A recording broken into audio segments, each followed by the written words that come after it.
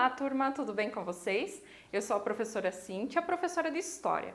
Hoje nós vamos para a aula número 58 do 7º ano e o assunto é reações ao controle comercial. Falaremos sobre a Guerra dos Mascates. Para o desenvolvimento desse assunto, temos alguns objetivos, são eles: reconhecer o contexto de Recife e Olinda, identificar as divergências entre fazendeiros de Olinda e os comerciantes portugueses de Recife, descrever a Guerra dos Mascates e os seus resultados.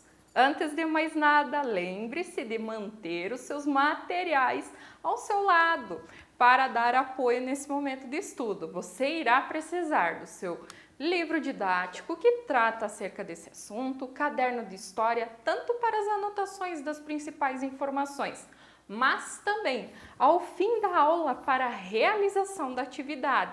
Você irá precisar de lápis, caneta e borracha também. Tendo tudo isso em mãos, podemos dar sequência a essa aula.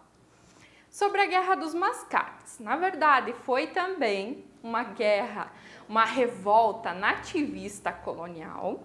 Ela ocorre entre os anos de 1710 a 1711. Opa, deu até uma engasgada. Entre os fazendeiros da cidade de Olinda e os comerciantes portugueses de Recife, que eram chamados pejorativamente de mascates.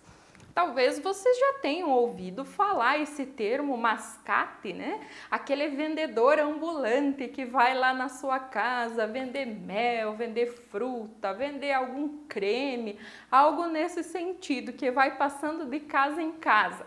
Então seria esse mais ou menos a história dos mascates. Vamos lá?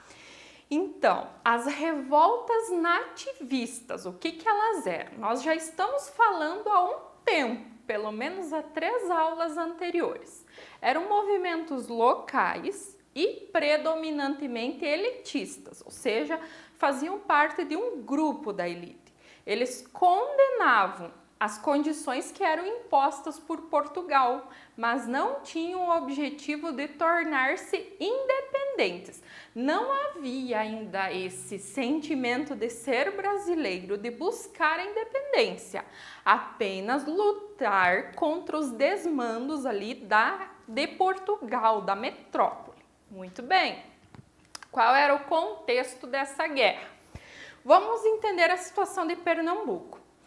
1654, Pernambuco havia sido um palco de diversos conflitos em virtude do quê? Da expulsão dos holandeses. Lembram dos holandeses que ficavam na região?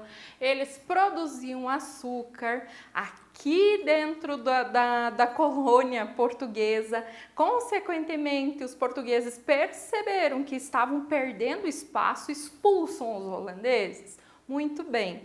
Aí, em decorrência dessa situação, há uma crise na produção açucareira.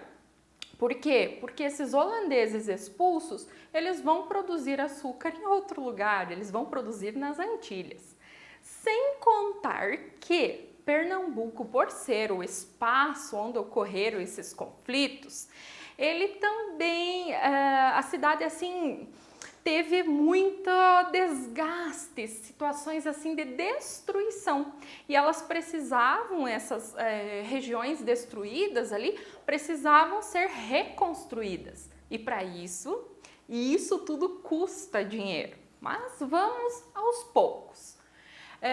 Mesmo enfrentando uma crise, os senhores do engenho da região que tomavam as decisões políticas na chamada Câmara Municipal de Olinda. Eram eles que mandavam, criavam as regras, diziam o que poderia e o que não poderia ser feito.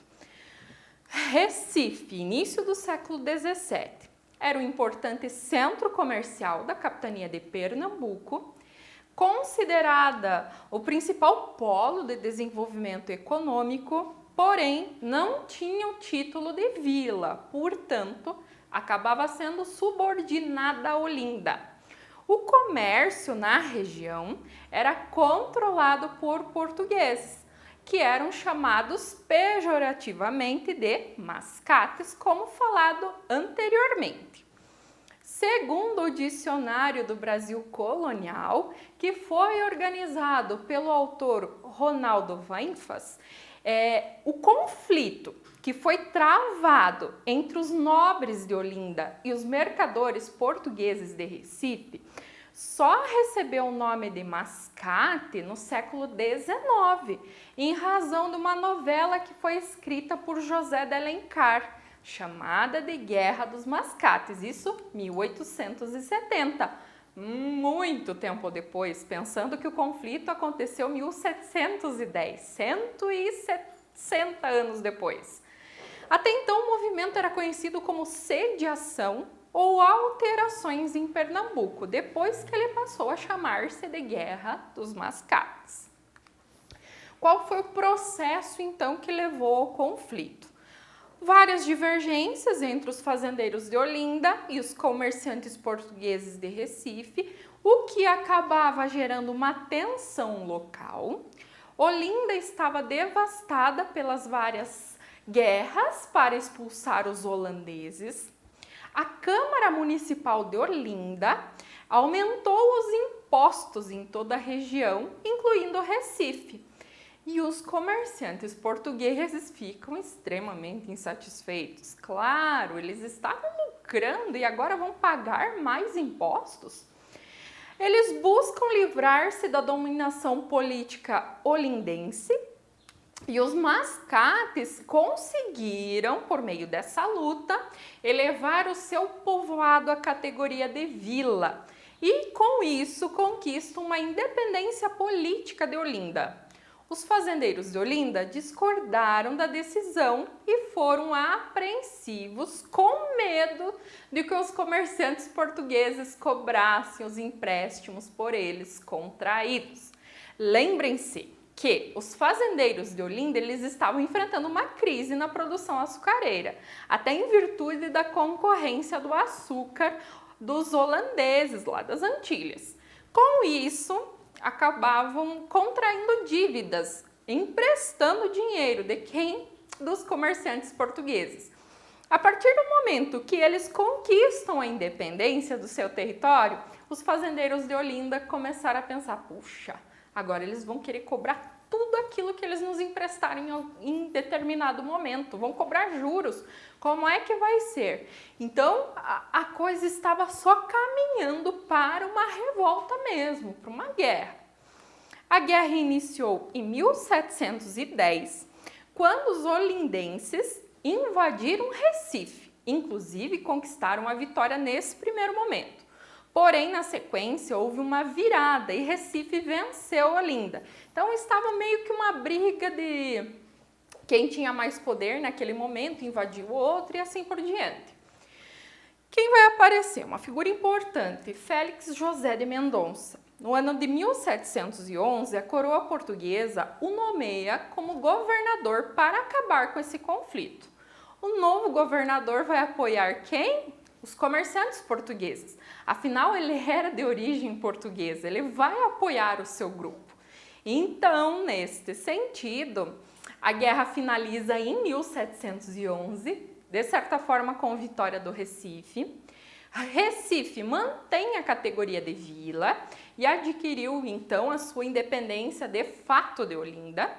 E os latifundiários olindenses, aqueles fazendeiros, antigos senhores de engenho ou atuais senhores de engenho, eles que estavam envolvidos nesse conflito acabaram sendo presos por toda essa situação. Na próxima aula, iremos começar a estudar sobre a mineração no Brasil. Como foi encontrado ouro, em que região, como é que foi a visão dos portugueses da metrópole portuguesa em relação a essa situação.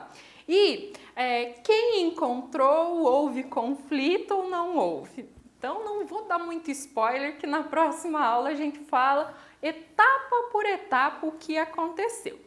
Nesse momento, vocês devem realizar a atividade referente a essa aula, com o propósito de revisar todo esse assunto, mas também fixar algumas informações que serão importantes no entendimento de próximos assuntos.